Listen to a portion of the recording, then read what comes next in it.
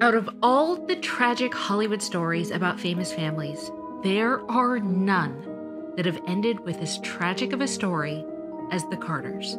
Their story is unlike any other that I've ever done.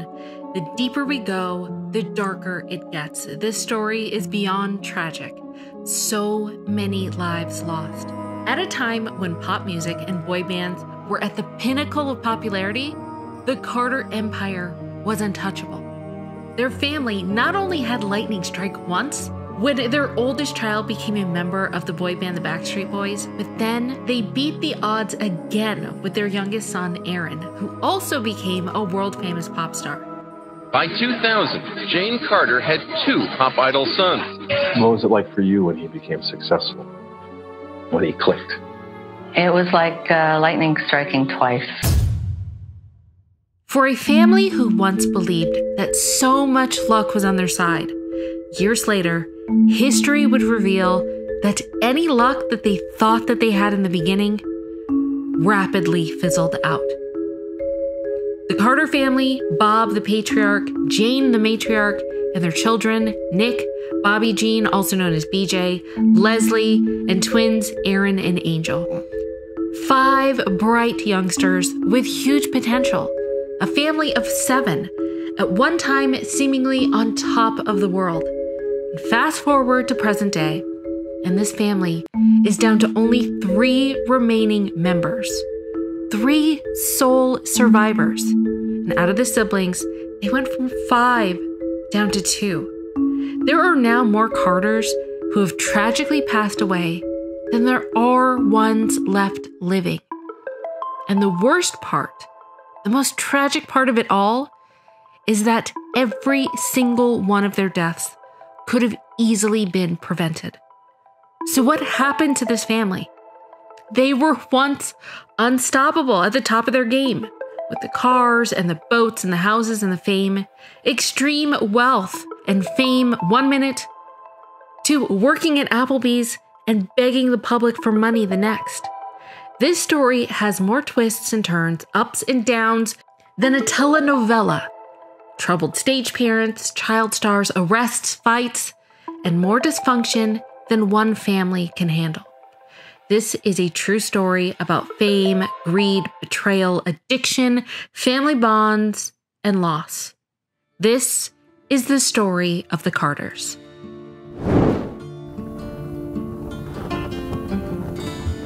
I'm a wanderer of the soul. Before the end, I plan to be whole. But I know I'll lose myself along the way. And what's gone is gone. And what's past is past. Let me leave what belongs in the past. Follow the voices from below. And wherever I go, there's a chain, and my own shackles drive me insane. Let your body be new.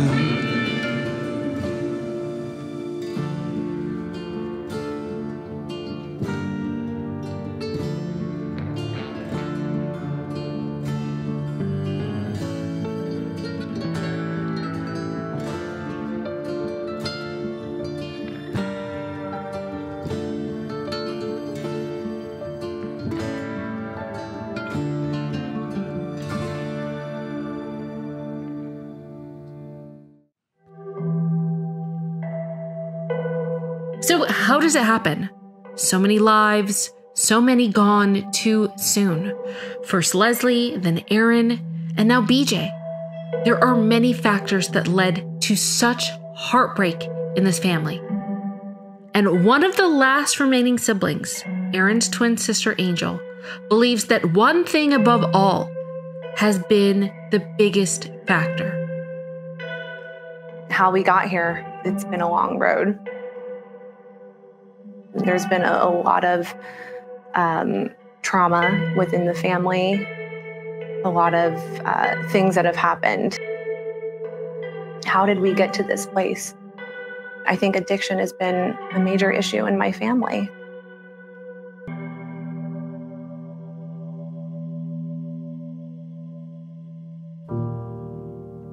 The Carters' unhealthy relationship with addictive substances was generational and was always a constant.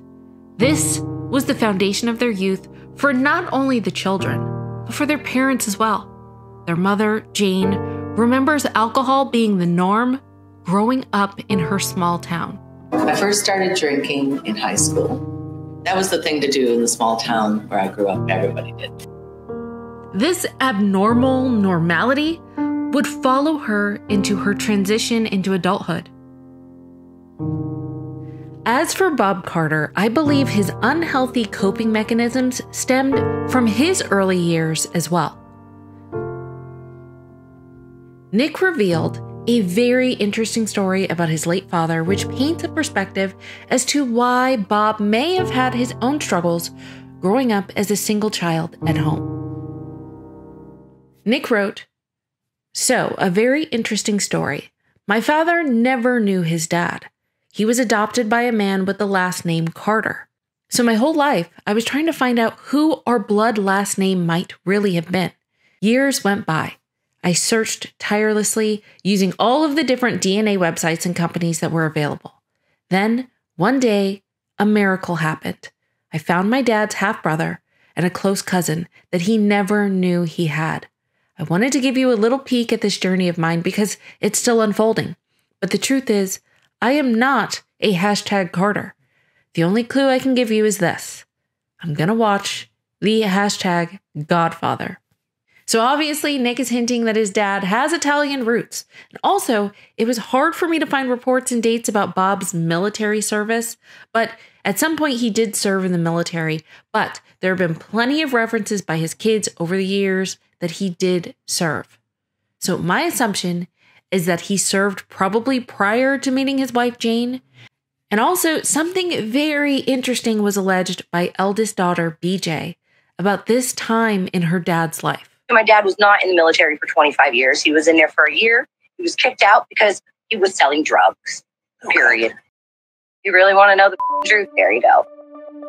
So even before Jane and Bob met and became a couple, Bob and Jane each had their own issues and struggles with substances. At some point, their paths collided, and Jane met Bob, and they married in New York City. They owned and worked in a family-owned business in a bar in Westfield, New York called the Yankee Rebel. And 8 months after their marriage, they gave birth to their first and oldest child, Nicholas Gene Carter. Now, Nick has reflected on this young time in his life and gave us perspective as to what was going on in the lives of his parents. In his autobiography, he discussed his parents' dependence on alcohol, and he believed that this type of environment normalized the presence of alcohol in his childhood. Nick recalled a story which saw him trying alcohol for the first time when he was still crawling, not even walking, at the bar below his parents' apartment. He said, "Family legend has it that when I was 2 years old, I crawled into one of the Yankee Rebel's liquor storage rooms where I was caught drinking for the first time. My parents always laughed at that. I laughed too, for a while, and then I didn't laugh at it anymore." Now, here's a part where I have to speculate because I believe the bar must not have done well because by the time Nick was 4 years old, the family had moved from New York to Ruskin, Florida, near Tampa, where the parents were managers of a retirement home. And money was obviously a stressful factor for his parents during this time. Nick claimed that he believed his parents' heavy drinking was caused by worries about money. He said, "My parents always stressed about money, which is another reason why they turned to alcohol so much." And unfortunately, this model and constant behavior is something that Nick also picked up on at an early age, because Nick himself started drinking when he was a teenager. He said, "I began drinking heavily in my teens and then moved on to drugs at 18 or 19, starting with marijuana and moving up to cocaine, ecstasy, and prescription painkillers, among other substances." So remember, even before the fame, there were already problems in the family. The adults, Jane and Bob, already had problems coping with life's stressors in a healthy way. They liked to drink their problems away, while also owning a bar. And their biggest fights and biggest worries at the time, according to Nick, was the family's lack of money. So you would think that a few years down the line, when they hit the showbiz lottery and money was no longer an issue, that their problems would go away.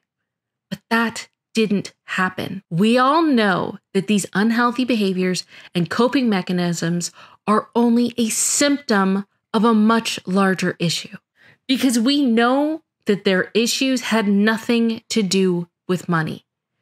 Even though the parents thought that that was their issue, because in just a few years, that fear of having a lack of money would completely disappear once their two sons entered the music industry. But what ended up happening as their wallets grew, so did the amount of fighting, arguing, and drinking.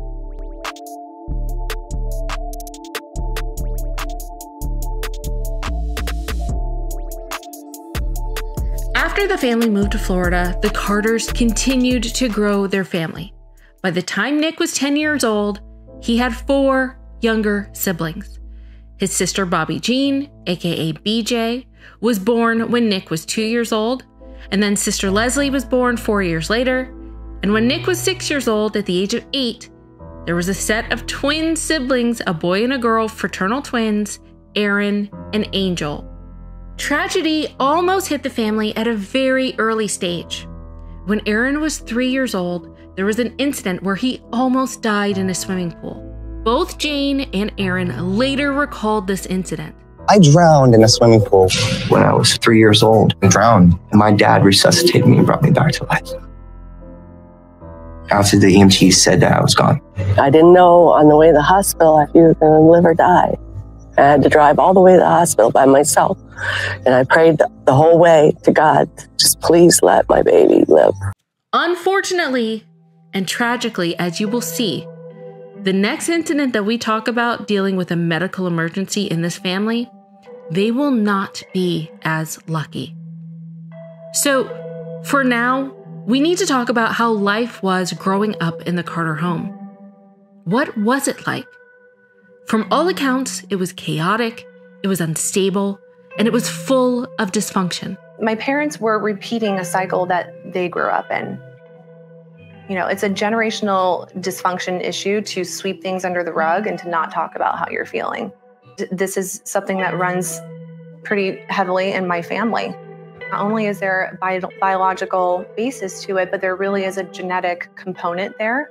My parents, because of their addiction issues, you know, did not really focus on the children and what we needed, which was, you know, freedom to, you know, feel safe within the home.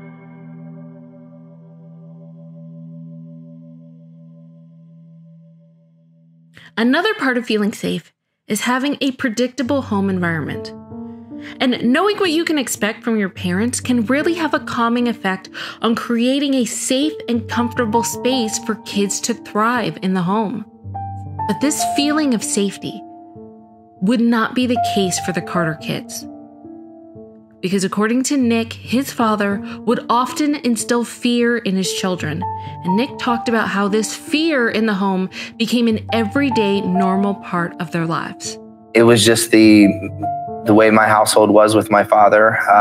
You know, he was a dominating personality. And I think that that's something that carried over later on in my adulthood as well. You know, lead by fear, and I don't agree with that at all. I feel like you have to, you know, lead with love. Fear had become a regular, normal part of life. So did the chaos and the constant talk of the two parents divorcing, basically traumatizing the Carter kids. It really started off in Florida with all of us. We had always been living in a very chaotic atmosphere. Ups and downs, a lot of like one day it was big fight and like they would come in the room and be like, we're gonna divorce, who do you want to live with? And then the next day it was like they didn't even remember it, but we did. I remember we would go into our rooms and we would kind of like just hide in the closet and cry. We would all hide together. They would come in and they would ask us, who do you want to live with? You have to pick right now. We're divorcing. While the fighting was happening in the home constantly and steadily, which was pretty much always a guarantee, there were good times and good memories that happened in the household as well.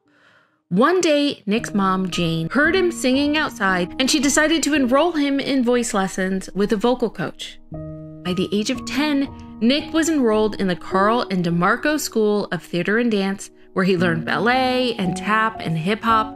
And throughout the late 80s and the early 90s, he auditioned for several acting roles. And little known fact, he was actually in Edward Scissorhands. Now, I had to tap the memory banks for a second, be like, I don't remember seeing his face. I feel like I would have remembered that. But alas, it's a very itty-bitty part. Watch this right here. Here it is. Crazy, right? Here's what Nick said about this particular time. It would be going too far to say I was actually in Edward Scissorhands because I was so far in the background that you can't tell it's me. I would be better to say that I was on the set of the film. I was in the scene when Edward looks out of a window to the neighborhood. For a split second, he sees some kids playing. One of them was me. I was sliding on a yellow piece of plastic we used to call a slip and slide, and they were long, flat sheets with water coming out of holes and were popular with kids at the time. I had to slide on one in the background of a shot. It was great fun being on the set, but it was really cold, and they made us do it a lot of times. So that was a big break there. But even bigger things were on the horizon just 2 years later, because at the age of 12, he recorded several songs and he played them at various events throughout Tampa, including this one. Don't take your love away from me. Don't you leave my heart in misery. If you go and I'll be blue, and breaking up is hard to do. Remember when held me tight, and you kissed me all through the night. Think of all that we've been through, and breaking up is hard to do. Also, at the age of 10, Nick auditioned for the infamous Mickey Mouse Club during the time when Britney and Justin and Ryan Gosling and JC Chasez, they were all there. It was a talented bunch. This is a fascinating story, and to really put things into perspective, this story is best told by fellow Backstreet Boys member AJ McLean. Nick had gotten an offer to be on the Mickey Mouse Club, cash offer, and he was 12. Had he gone the Mouse Club route, he would have been on the same season as Justin, Ryan Gosling, JC, and Britney, and Christina. He might have been in sync, if you really think about it. And who knows who would have been our Nick. His mom literally gave him the option, like, okay, you've got this on the table. You're guaranteed to be a Mouseketeer. Or you could take a chance on this vocal group and see where it goes. It's a big responsibility to put on a 12-year-old, but I think he picked the right thing.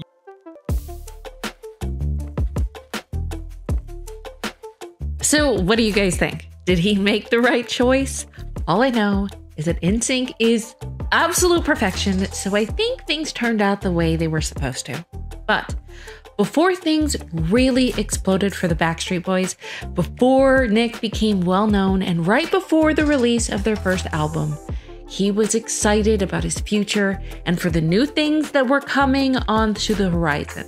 Like, we've got to go now and choose our first school. We were waiting so long. I hope it will be very successful, and we want to achieve our goals, which is to be known around the world, known around the country. That's one of the big things. So, as we know, the success of the Backstreet Boys instantly took off. They were a phenomenon. And at the mere age of 14, the Carters, due to Nick, was bringing in the dough. More money than the family had ever experienced before. And that wasn't all that was changing. There was also a newly added dynamic to the family. Nick started to feel the pressure of providing for not only himself, but for his entire family, including providing for his siblings. Being the oldest of 5 kids, I always had a lot of pressure when it came to the siblings. I became the father in a lot of ways at a really young age due to the fact that I was making more money than my father was at the age of 14 or 15. So I think we've established already that the family was pretty dysfunctional even before the fame. And just to reiterate, BJ explains this point so well. It's always been hard, even before the fame. I mean, I have the most vivid memory. I can remember things from when I was 4 years old. Just watching my parents constantly fighting. Even during all the arguing over financial resources and the pressures of a child becoming a provider, all he wanted during this time was to see his parents happy, which probably established some very unhealthy boundaries. I became the provider of my family. And so I did have a sense of responsibility. In a lot of ways, it was wrong, but all I really cared about was seeing them have a better life. But after the Carters had a taste of fame, it's apparent things took a huge turn for the worse, which affected every single one of the Carter kids. You know, growing up with my brother after Nick became famous, it got harder because, you know, my parents were so focused on him and so focused on making the most out of it and making like let's get this and get this money and I want my percentage and, you know, this and that. Yeah. And it was like, I was basically, you know, when I was 15 years old, I was basically like free reign to do whatever. I had a car. I mean, I was going to school, but, you know, there were times, you know, 3 days out of the week, I didn't even go and they didn't ever notice. Business-wise, the Backstreet Boys' income coming in from Nick as a minor was great, but it wasn't the amount of money that the parents felt he deserved. Both Jane and Bob thought Nick was being gypped. Although the group sold over 55 million albums and sold out concert halls worldwide, Jane and her husband Bob felt Nick didn't get his fair share. I was told that they could not have the parents as managers. Without realizing it, they signed a contract limiting their son's take of the royalties. Was it at that point that you said to yourself, I'm going to make sure this doesn't happen to my other son? Exactly. And a new business plan was formed, this time in the form of Nick's little brother, Aaron. And this time, Jane was determined to be his manager and to make him the next big thing. Is 14-year-old Aaron Carter the next big thing? His mom thinks so. What makes this Florida housewife an expert? She's already raised one millionaire teen idol. This is my brother. Brother Nick is one of the Backstreet Boys. I've taught my kids that they can do whatever they want to do. The choices Jane made next was Aaron's first solo appearance at the age of 9, singing the Jets' Crush on You when opening for the Backstreet Boys in Berlin in March of 1997. Ricky, my big brother. Thanks to the influence of his big brother and his own natural talent, Aaron began performing himself when he was just 9 years old. But Jane wasn't about to repeat the mistakes that cost Nick and decided to go toe-to-toe with the big guys, taking complete control of Aaron's career. How did you do it? I listened a lot to a lot of people that knew what they were doing. His first self-titled album was released in 1997 and achieved gold status in Norway, Spain, Denmark, Canada, and Germany, and then was released in the United States in June of 1998. And now, with 2 superstar sons, Bob and Jane went full into management role. Jane was the stage manager and Bob handled the money behind the scenes, more of like an accountant role. And this is where the trouble for the family really went into overdrive. I think life would be very different if my parents, got to a place where they realized that children need to be children. And I think that my brothers were, continuously working like adults, and their childhood was stripped from them. With the parents in overdrive as managers, they began to neglect their role as parents to not only Nick and Aaron, but the girls were put to the wayside as well.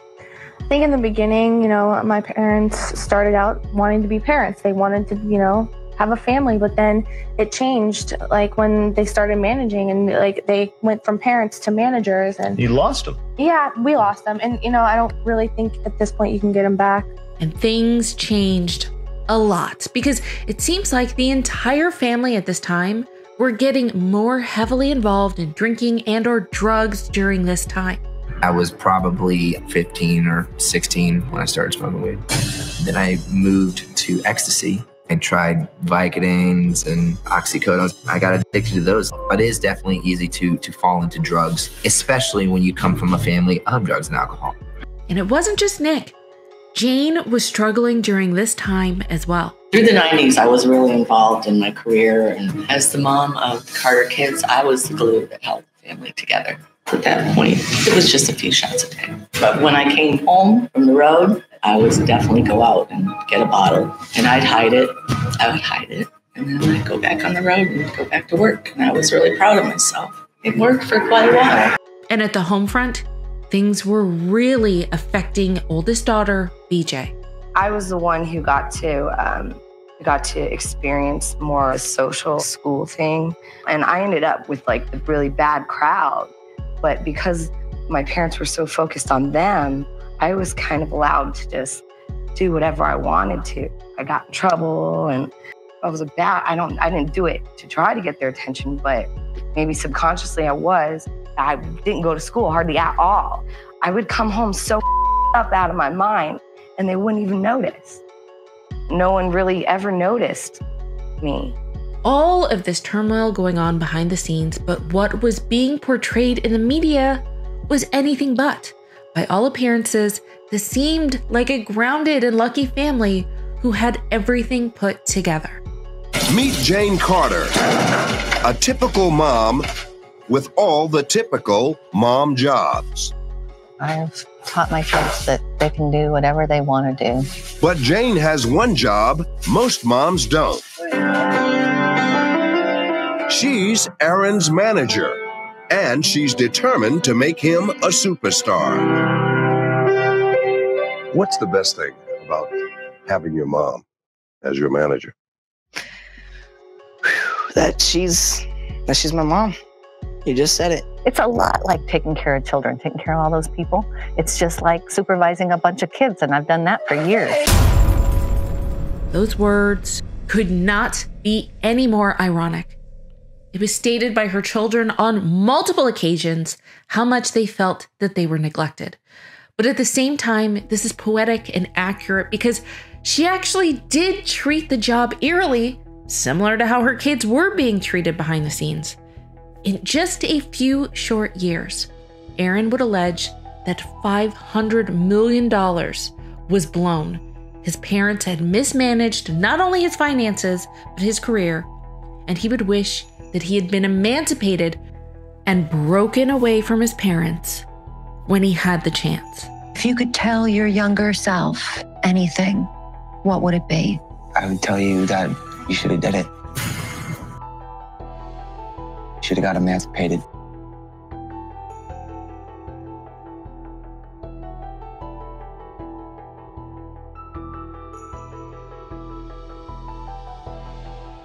Aaron had the opportunity to get out underneath the hold of his parents' thumb, but ultimately he opted not to. I had that option. Right. I had that. I know. Remember? And I didn't do it. Right. I never wanted to abandon you guys. Obviously, a mistake that he regretted. One of the last surviving Carter kids, Angel, once reflected on some of the factors as to why she thinks that her outcome was drastically different than the tragic endings for most of her siblings. Her belief is that one of the factors was that she was left in school the longest out of her siblings. I was in school the longest out of all my siblings. I was in a structured and a disciplined environment longer than the rest of them. And that structured and disciplined environment was not provided to her other siblings. We already heard from BJ, who said that she barely made it to school. I didn't go to school hardly at all. I would come home so up out of my mind. And things in school were not so great for Nick either. He described his schooling years as being pretty rough, mentioning that he was bullied and beaten up during junior high school, and due to that unpleasant experience, he left school and was homeschooled instead. But the kicker is that the child who had the least amount of exposure to discipline and structure was Aaron. He stopped going to school after the 2nd grade. I started off in regular school, and I stopped at about 2nd grade. And then from 2nd grade, I entered into homeschooling, and then I just knocked it all out. You know, did homeschooling as I toured because, you know, I started so young. So I, you know, of course, obviously I had to get my education. So do you ever wonder what a normal childhood would have been like? And what Aaron missed out on was hanging out with his peers, just having the ability to be a kid. They weren't able to really hang out with their friends and be social and to learn what life is about. And I think Aaron, imagine being a child and constantly being told, you know, go on this tour, go do this, and we'll buy you a boat or we'll buy you a diamond necklace. And he just wanted to be home with his friends and to be a kid. There was a lot of neglect on my parents' part, and they didn't do a lot of things right. What Aaron needed was a healthy balance. All he wanted to do was be a kid and experience a more carefree life, as most kids are afforded the opportunity to do. I was used from the get-go. They put me into music right as soon as I was like 6 years old. I just wanted to be home and going to school. And I'm the only one in the family who, I didn't even see a day of high school. I didn't see proms. I didn't see any of that stuff. Maybe I'm a stronger person today because of it. Maybe. And not always having to be the workhorse and the cash cow, as he was appallingly called. Love you, but I'm not your cash cow anymore. That's what your name used to be, cash cow. Every day for Aaron felt like Groundhog Day, earning money for his family. He didn't have a lot of normal, everyday childhood memories. You know, I don't have a lot of memories as a child. It was a lot of repetitious, monotonous things happening. So it was really hard for me to recollect anything when it's always the Groundhog's Day. I had been touring nonstop since I was like 7 years old. I hadn't taken a break, you know, so it was almost like 10 years that I had not stopped working for my family. And my brother was 8 years older than me. So no disrespect to my brother, but when Nick was 18 years old and I was 10 years old, I was kind of just starting to make lots of money. You know, and I made over $200 million in my career before I even turned 18 years old. Aaron basically was working for his family ever since he could remember. And his experience was always transitioning from child star to preteen to teen. And throughout it all, he was constantly working. You know, I started off a very young performer. So I started off as a kid, which a lot of performers these days who are kids, they start off kind of as preteens and teenagers, not really as little kids, you know? So I started off as a little kid and then I made my transition into a preteen, released an album, my second album for my preteen years, Aaron's Party. And then I made my transition into being a teenager, and now I'm just making the transition into being an adult. And this is where things get really deplorable, because early on, once Aaron got into the business, the fights between his parents over money, it became a fairly regular occurrence. As far as I can remember, the first fight I ever saw them get in, I always was in the middle and I was always trying to stop it.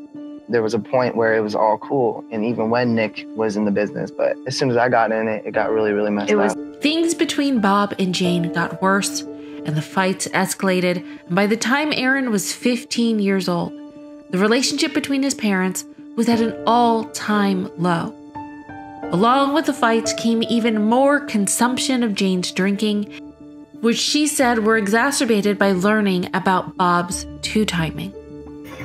My drinking started getting worse when my husband started cheating on me. That's how I dealt with it. Bob also reflected about this time in his life, and he stated that he fell out of love with Jane long before that. Basically, around the time that Aaron and Angel were born. Do you even care about her? I care about her for the mother of my children. You never loved her enough to care that She put me out of love 15 years Are ago. you concerned? Are you listening to me? You haven't loved her for 15 years? No, Wow. you didn't live what I lived. So leave it alone. Leave it alone. This was a tumultuous time, and it's my understanding that they decided it would be best for them to get a divorce. The bad part is that they decided to tell Aaron their decision about 15 minutes before a film crew came to film him on MTV Cribs. Now, back in the day, that was a very popular show, and at the time, it was similar to like a Lifestyles of the Rich and Famous. This revelation was not only devastating for Aaron, but was also traumatizing.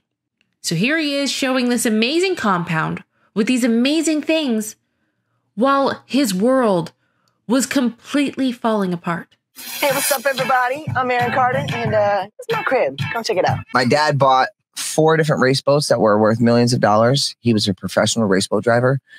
We had 4 tour buses, H3 Prevos, 15 golf carts. We had over 45 cars, 50 dogs, 3 yachts over 70 dogs. feet, a football field, 15 houses. My Cribs episodes, 15 houses. So what were the parents' final straw? During their separation, it seemed as though Bob stayed on the compound with the kids, and I think that Jane lived elsewhere. There was a time when Jane was under the impression that Bob wanted to reconcile, so naturally, she decided to sneak back onto the compound one fateful night to surprise her husband. And then all hell broke loose. He made me feel that he wanted us to get back together, and I was going to surprise him. Oh, well, she surprised me. Okay? She really surprised me. Surprise, surprise. Jane had the idea to cover herself with leaves, and she was spotted by Aaron. And I was just like, Angel, Mom's right behind you. She's like, stop lying, whatever. I said, guess who's back? Mommy's home. And then she's like, where's your father? And I was just like, I went over to the other house and caught him in bed with the girl in my bed. Now, the woman in bed would eventually become Bob's wife, Ginger, who at this time was his fiance, who he had planned to marry in 2 months. I said, honey, I said it's time to go.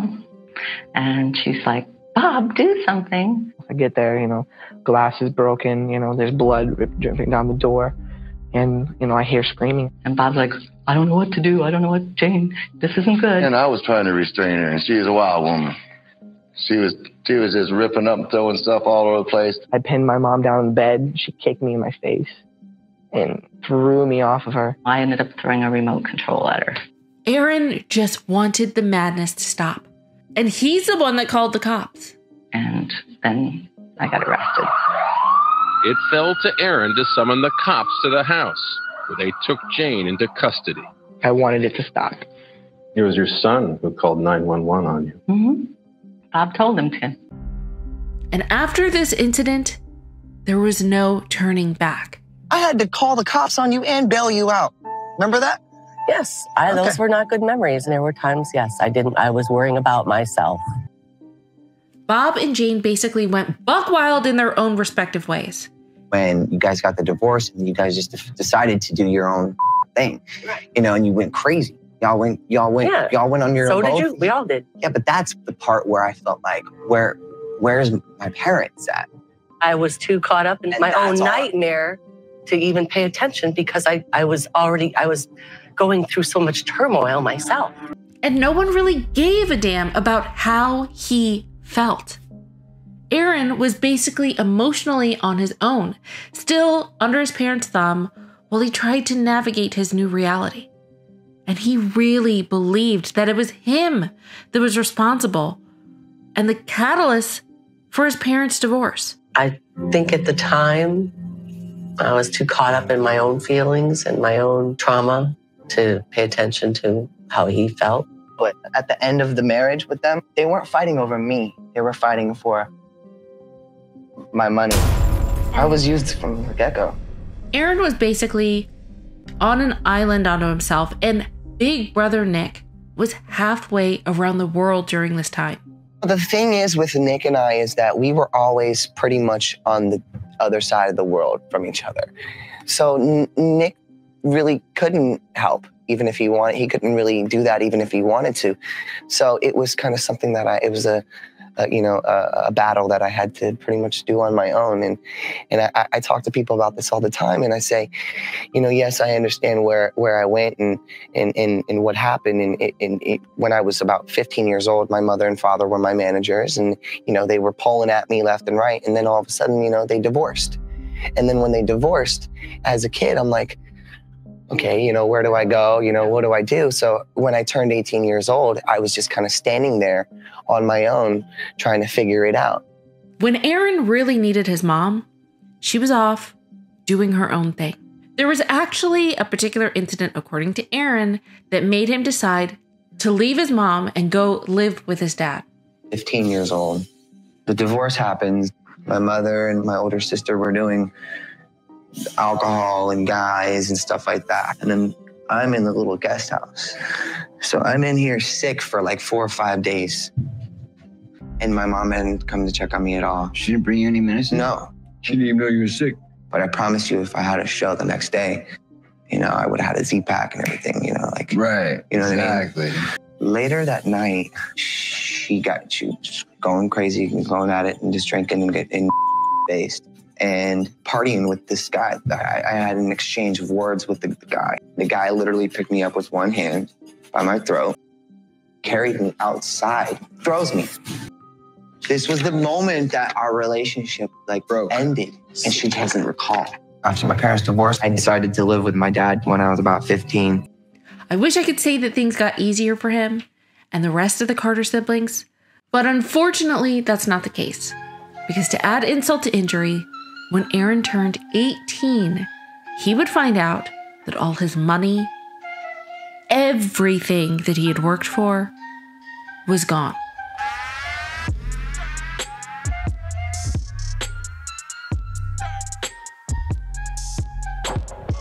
There is so much collateral damage that happened to the Carter kids, especially around this time. The divorce really affected all of them, which we are going to get into in a minute. But for now, let's continue with Aaron, who was 17 when he decided to cut ties with having his mom as his manager. The constant fighting and her drinking had him fed up. I don't talk to her because she's not like a mother anymore. On the road, Jane and Aaron began to argue. But it was never about a mother-son relationship. It was always about work. And I was just like, sometimes I would just stop and I would be like, Mom, why can't we just fight about, me being a teenager or me growing up? It was all about money. The little bit of structure that the family nucleus had was gone. Because now, the place that they once called home was no more. It was crazy. And then the divorce happened. My parents divorced, right? And then all this big property that we had that was like a wonderland, was being taken away and was being sold. And then I moved with my mom for a little bit, and then she was kind of going crazy, partying with men and shit, and I couldn't see it. So I wanted to go back down to the Keys with my dad. And before he had sold the house, went down there. He sold the house. We moved up to Orlando. At this point in time, almost all of the Carter kids were estranged from their mom. And even though she had ceased being Aaron's manager, it didn't stop her from moving on to her next family project. Jane says she is estranged from 4 of her 5 children.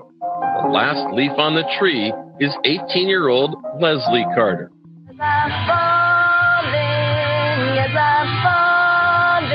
Leslie wants to be a singer, and yes, her manager is her mom. Did any part of you say, oh, not again? I mean, I want to manage. I just don't want to manage anybody with my last name anymore. With Leslie, it's different because I don't have that stress of the bad relationship. And that's all behind me now. So it's going to be fun this time. Of course, not everyone is so sure about that. Leslie, my advice to you would be, don't let mom manage you. Middle child Leslie wanted to follow in the footsteps of her famous brothers.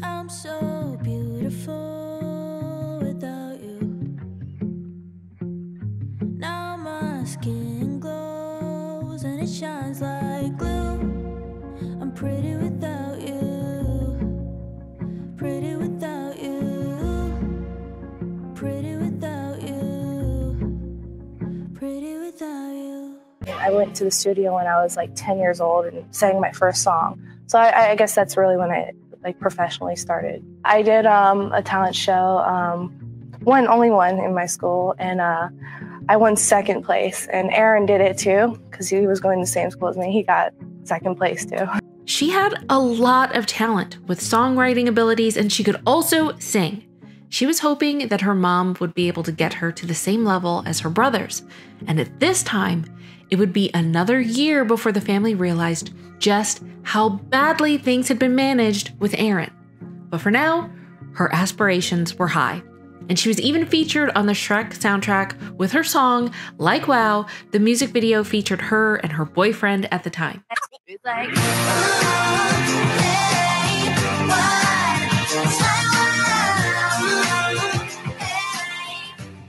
And according to stylists, Leslie didn't want to make her first album, and she was pressured to do so by Jane. Now, I'm not sure if she just wasn't ready or if she didn't like the sound or direction, because she most definitely loved performing her music and writing her songs. Unfortunately, her self-titled album was shelved and it was never released. So Like Wow was her first and only official music release. Now, the poor girl was handed a blow when she said music execs didn't think that they would make money off of her due to her size. So her mom concocted a plan which involved lies and deceit, and Jane actually thought that this would resolve the issue. Then I started doing my music career, and when I got heavier, it didn't work out. I ended up not being somebody that they can make money off of. You know what Mom did? Mom sent me away to a stat camp. She told me it was a horseback riding place, and when I got there, two big men grabbed me. She told me I was going to a summer camp, like to go have some fun. I felt like I was totally thrown away. In my opinion, Leslie was definitely an artist, but it seemed like she felt much more comfortable being in a group and surrounded by those who made her feel safe. Even during her time as a solo artist and in her only music video, she didn't want to do it by herself. It featured her boyfriend. And when she did start to do the music scene on her own, she ended up forming her own band. And no, this was not a pop group. This was more alternative. It was much more emo, which seemed to fit her personality a lot more authentically. I initially started as a solo project, and I wanted to come out as a solo artist and everything. And my management at the time auditioned these guys, and I grew really close with them. And I'm like, you know what? It shouldn't just be about me. Mm-hmm. It should be about, like, you guys are musicians. You want to do this too. So let's just make it about everybody.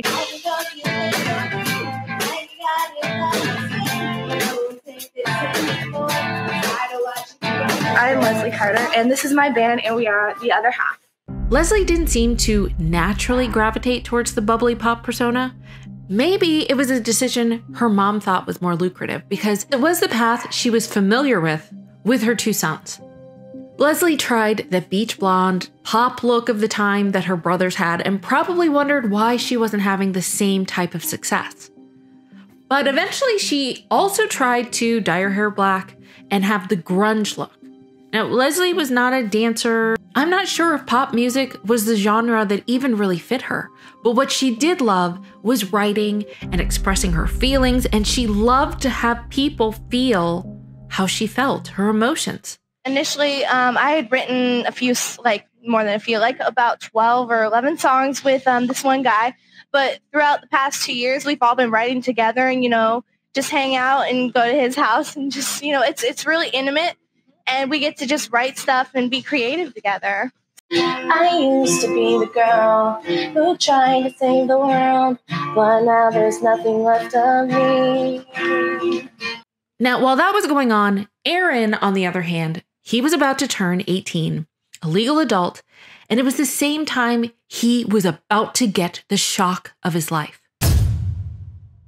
And then all of a sudden, they divorced. And then when they divorced, as a kid, I'm like, okay, where do I go? What do I do? So when I turned 18 years old, I was just kind of standing there on my own, trying to figure it out. And at that time, there was a lot of damage had been done. My parents were fighting each other in the media and stuff like that. And it became very difficult. I turned 18. I was working with Lou Pearlman at the time. He did my song Saturday Night. right before I turned 18. Then I told my dad, I was like, I quit. And because I knew I was about to come into a bunch of money. Aaron thought that when he turned 18, that he was going to have access to millions of dollars.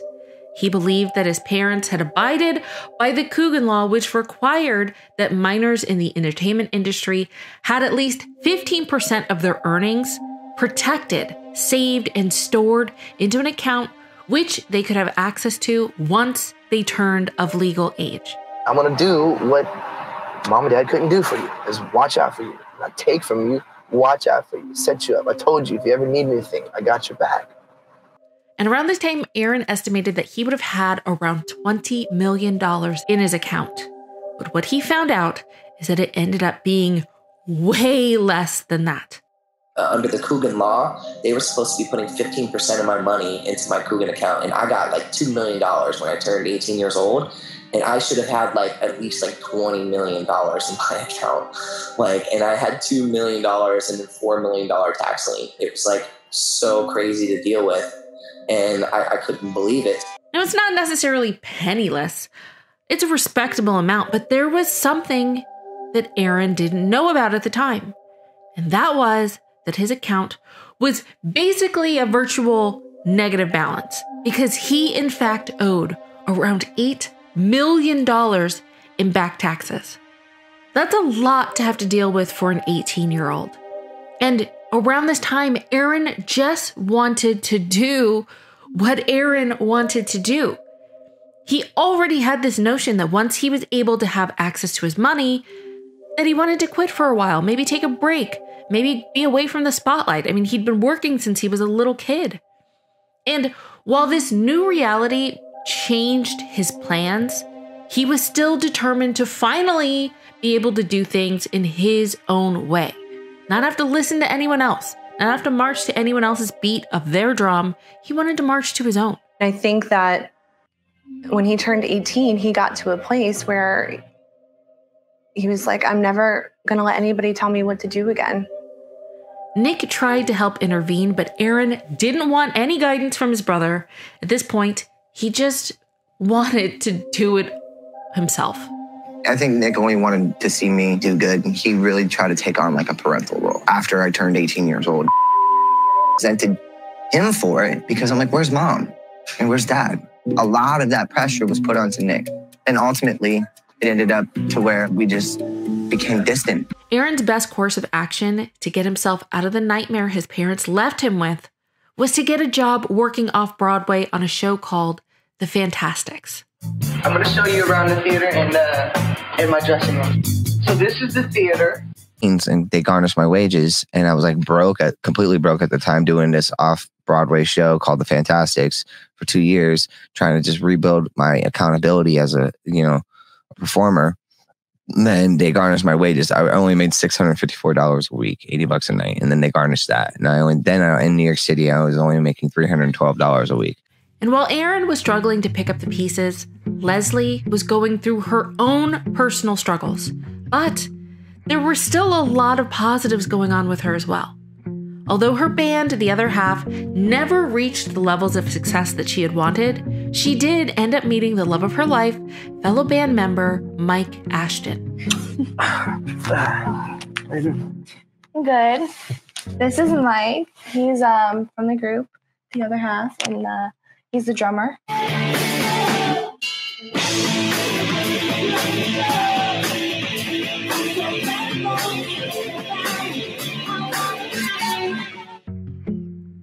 Now, Mike and Leslie, they ended up getting married, and she had a baby girl named Alyssa. Now, it's interesting because Leslie seemed to, in her adult years, have an affinity towards Canada because she had met her bandmates in Canada who were also Canadian, and she lived there for a while when she was doing music. Now, somewhere after the time she gave birth to her daughter, she decided to leave Canada and return to the US, where she stayed with family. And her decision to do so may have had something to do with her struggles during this time with prescription medications. And Nick, on several occasions in the past, had really helped to try to get her clean. I was starting to try to stay away from her because the things that I was doing and trying to help her with, they weren't working. And they, when someone's doing drugs, you try to also, sure, protect yourself. Love my family, like everyone loves their family. But then there comes a point when you really have to ask yourself, are you helping them or hurting them? So many in her family said that Leslie really struggled with her mental health pretty much throughout her entire life. I mean, Leslie always had some behavioral issues, and she was kind of labeled like she was bipolar before anybody knew what bipolar was, because she was constantly being labeled as the bad kid in the family. Leslie, for a large portion of her life, actually, a lot of people don't know. My mother and father were trying to actually get her diagnosed for a bipolar disorder. On January 31st, 2012, Leslie was visiting her dad, and there was reports that indicated that she had fallen while she was taking a shower, and she started to complain about not feeling well. She later fell asleep and never woke up. She was unresponsive. Leslie was pronounced dead at her arrival to the hospital. She was 25 years old, leaving behind a 10-month-old daughter and a husband. Toxicology reports stated that she had overdosed by taking several prescription medications, including Zyprexa, cyclobenzaprine, which is a muscle relaxant, and a version of Xanax. Now, there are life events that are absolutely, unequivocally life-changing to a family. And sometimes those events will bring you closer, and other times, further apart. But this moment for the Carters, when Leslie passed, it created this massive chaotic divide in the Carter household, and it would have lasting and life-altering effects in this family for years to come.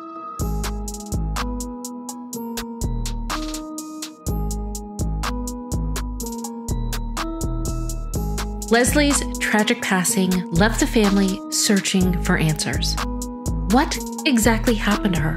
Was this an accident, or was it intentional? It appears the family still does not have a final answer. Do you believe that her death was intentional at her hand, or do you think it was an overdose, accidental overdose? It's really hard to, I didn't know the details that much. I mean, she did die in my father's house. There was, I really don't know exactly. But she was using, that's one of the reasons you tried to stay away from her at that point, right? Exactly. And it was not only Nick who was unclear, but Jane had suspicions as well. How did she die? We don't know. It's very mysterious. I don't feel like I got the right answers. I feel like it was covered up. And it makes sense why things could appear to look a little questionable. Because there were reports that Leslie's half-sister mentioned that she had been depressed earlier that day. But also, there were reports that before her death, she was in the process of trying to wean herself off of her medication. Which makes sense based on Aaron's story about his conversation with Leslie that he had a few days before she passed. I'm making that much money. Fortunately, I had just hit my bonus. I got $10,000 the week before Leslie died. And I actually had reached out to her 2 weeks before that, and I said, I'm going to get you the money to go to rehab. And she wanted it. And her phone got cut off for 2 weeks, and she got really bad into it. So there was already a lot of guilt going on around the family. Everyone questioned what they could have done differently to save her. So on that fateful day, it was her dad, Robert, who actually performed CPR on her body, and unfortunately, it was unsuccessful, and she was pronounced dead at 4:59 p.m. And that was after the original 911 call at 4:10, around 40 minutes earlier. Bob's emotions were probably running high, and he was probably devastated because not only did he find his daughter in that state, but he also tried to resuscitate her, and he was there when she passed, and he was the one that had to make the phone calls to the other family members to tell them that she passed away. And the phone call between Bob and Aaron went a little something like this. And my dad calls me. He said, Aaron, I have some really bad news. He said, Leslie died. And I hit the floor right as I was walking outside of my apartment. It was just crazy to deal with. And I couldn't believe it. But then the phone call between Bob and Nick happened, and that did not go as well. In fact, Bob started to blame Nick for what happened to Leslie. I actually got the phone call from my father that she had passed, and immediately the conversation turned into not about her death and not about the actual the passing and what had occurred, and more about themselves. And then I started to get blamed by the rest of the family. And I have a large family, all went there, and they were blaming me for the death. I felt it was unfair. It was unfair, especially with all the things that I have done and still to this day continue to do. And Bob wasn't the only one who had animosity for Nick. So did Aaron. And years after the incident, he tweeted, "He paid for my first rehab at Betty Ford Center. #coverup. But shut the door in his own sister's face, Leslie, when she begged him for rehab and she overdosed a month later. Then he didn't show up to her funeral. Where were they when I was the only person in my family there for my mom?" Sometimes families have this crazy toxic cycle that happens over and over again. And it happened here because instead of having the time to unite, it just caused further divides within the family. And just to point out, this was a theme that seemed to happen very often in this family, where Nick, he often took a more parental role, both emotionally and financially, and he would get blamed by the family for a lot of the mishaps or misfortunes. And it was a pattern that happened to him for decades. When something went wrong between our family, it was always my fault, even if it was somebody else's fault. So I always took that. So Nick already felt that he wanted to protect himself during this already vulnerable time and not have the ire of his family at the funeral. So for his own mental health, Nick opted not to go. I loved her, no matter what our relationship was. And when it happened, I was on a shower floor for 3 hours, torn, because I wanted to go so badly to that funeral. But at the same time, knowing that I didn't want to expose myself to future scarring and hurt, it was really tough for me. In life, it happens where a decision that is right for you is possibly detrimental for someone else. And in this case, Nick's decision to protect himself had the exact opposite effect for his sister, BJ. I haven't spoke to Nick in 8 years. And I didn't speak to Nick in 8 years because I needed him when Leslie died. Aaron was fucking going out of his mind, driving me nuts and going psycho. Angel had her husband now. I had nobody. I needed my big brother, and he wasn't there for me, and he wasn't there for Leslie because he said he couldn't handle it mentally. Do you think any of us could? You think I wanted to see my sister cold and dead without anybody to be there to help me up? It would be 5 years later when tragedy would strike this family again.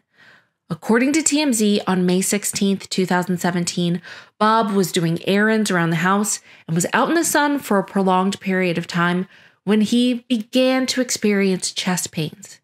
He had also been twitching in his arm, and rather than seek medical attention, he decided to go to sleep. Sadly, he didn't wake up the next day. Bob Carter passed away at the age of 65 in Florida, and the Carter kids were devastated. According to TMZ, the family honored Bob's dying wishes, which was to be cremated and for his ashes to be spread into the Gulf of Mexico by the Florida Keys. And also in the ceremony, they reunited him with Leslie, who was also cremated when she passed away, and her husband had held on to the ashes. And the family wanted to spread both his and Leslie's ashes at the same time. Nick posted on social media, I am heartbroken to share the news that our father, Robert, passed away last night. While we learn more about the cause of death and begin the grieving process, we ask that our privacy be respected at this difficult time. And Aaron also posted on social media, he said, "My heart is broken. We are so hurt we lost you, Papa, way too soon. You were never human to me. You were always my real-life superhero." Aaron took the deaths of his sister and his father extremely hard. And even before their deaths, he had his own hard times. And after these incidents, it was not any different. He had bouts when he was sober, but there were also a lot of times that he relapsed. And something that at least it was secret at the time, Aaron would frequently talk about, his excessive drinking with alcohol, but not many knew about his huffing addiction. Aaron revealed that when he was 16 years old, Leslie was the one who introduced him to it. And he admitted to buying compressed air from Staples and Home Depot to avoid detection. And he claimed that in his lifetime, he had over 100 seizures from the huffing, and he wanted to make a conscious effort to change. The first time Aaron went to rehab was Betty Ford, and I went to Johnny Wright's compound in Orlando, Florida, and his friend Jason Sanchez said, "Oh, don't come. Aaron called me and said, "Mom, please come." And I went, and he was like in a closet and just huffing. But the thing about Aaron, when he was doing that, he always hid it. Also in 2019, he revealed that he was diagnosed with schizophrenia, bipolar disorder, and acute anxiety. So 5 years after the death of his father, he was struggling with his addiction, but he was making a conscious and active effort. In November of 2021, he had a baby boy named Prince Lyric Carter with his girlfriend, Melanie. Aaron at this time was super active on social media, and he would often live stream what was going on in his life. Oftentimes, Aaron and Melanie would be seen on camera. They were having arguments. There was a point in time where a court mandate due to drug and domestic abuse concerns ordered that their son, Prince, was put in the temporary custody of Melanie's mother. And this event, according to Melanie, was Aaron's breaking point. She said, "At the end of 2022, his mental health was not all there. Aaron and I did lose custody of Prince. I think that the real downfall was him losing custody and not knowing what was going to happen. Basically, Aaron had a manic episode. We had a heated fight, and it was lingering on for a few days." She said Aaron faced a lot of uncertainty as he tried to rebuild his career, their relationship, and he was thinking about family at the time. It was a lot for one person to handle, let alone someone who says they have mental health issues. Aaron was adamant that he hadn't relapsed, but a week later, he was doing an Instagram live and it sounded and looked like he was huffing. So he denied it publicly and to his loved ones, but finally came clean to his manager. And his manager said this: "The huffing thing, that was a pretty good indicator that it was hitting the fan.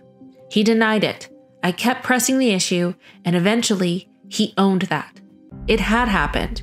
He was stuck in a really deep, very long addiction that he battled his whole life. By the time he realized he needed to beat that monster, I think the monster was a little too big." Aaron's management team and his addiction counselor were working on a plan to get him into an inpatient treatment in a Utah facility. However, he was resistant because he wanted to resolve his son Prince's custody issue first. And things just spiraled from there. Aaron was canceling shows and missing session dates and obligations that he normally never would. His manager was one of the last people to text Aaron before he passed away on November 5th, 2022. At that time, Aaron was excited about the release of his new album that he planned on recording in Los Angeles the following month. On that fateful day, Aaron Carter's body was found by his housekeeper. The coroner stated that his cause of death was attributed to drowning after inhaling difluorothane and taking alprazolam, which is a generic form of Xanax. The report also indicated that Aaron was incapacitated while in the tub due to the effects of the drugs he took, which contributed to his death by drowning. His family, when they found out the news, another young and promising life gone too soon. It's still, there's times when I sit by myself or if I'm in my car and I say to myself, this is unbelievable. Like, how is this? So I'm still processing the whole situation and trying to make sense of it, because it hasn't, because no matter what he and I had gone through in our lives, we always were able to make amends, always were able to get back to that place. And now I can't anymore. And, it hurts.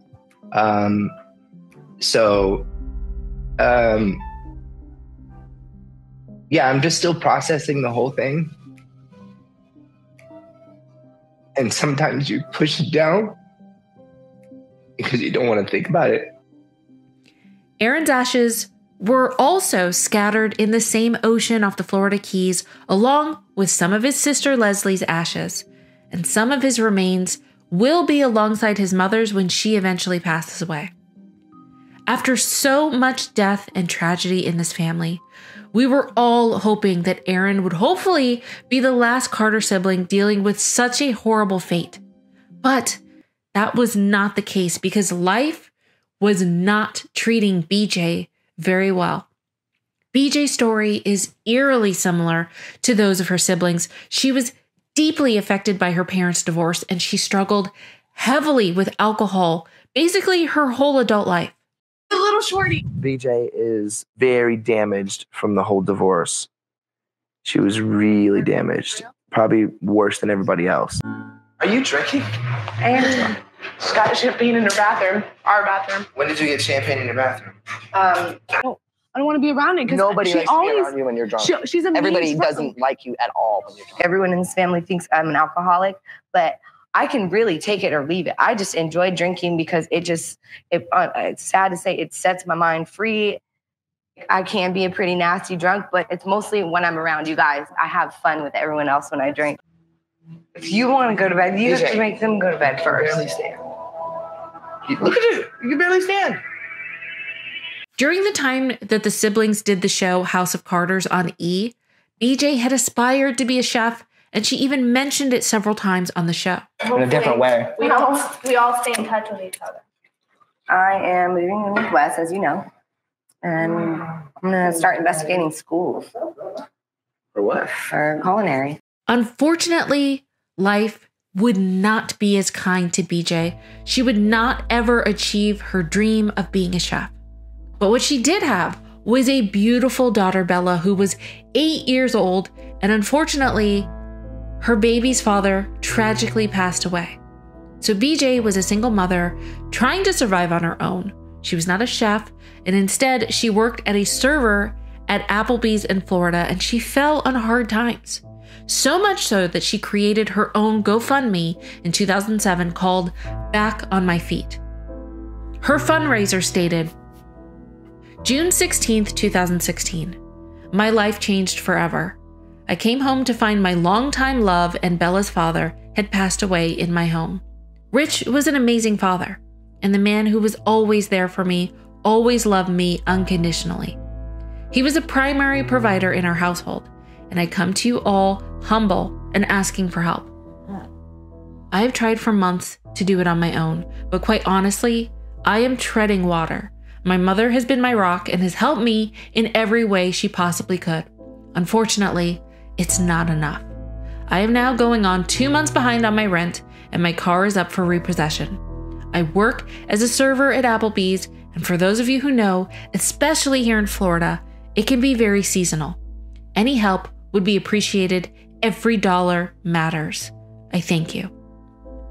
And in this fundraiser, only $690 were raised. BJ had several run-ins with the law over the years, one being an incident in 2002 when she was arrested for 2 counts of battery after she attacked 2 women who she claimed jumped her sister Angel.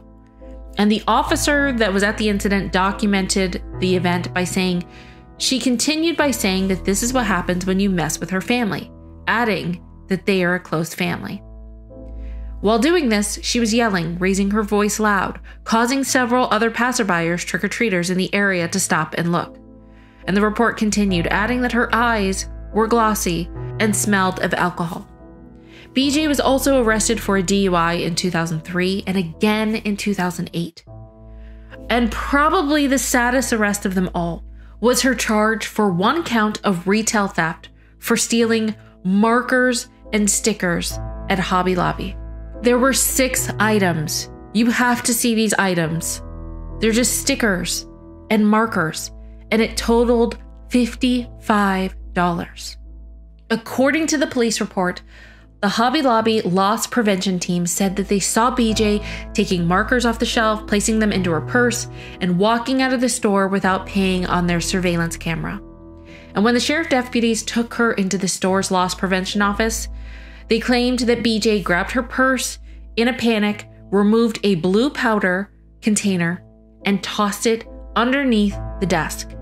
The container had 1.3 grams of white powder and 0.8 grams of a purple powder. Both powders later tested positive for the presence of fentanyl. So, another charge was tacked on, and she was also charged with possession of fentanyl.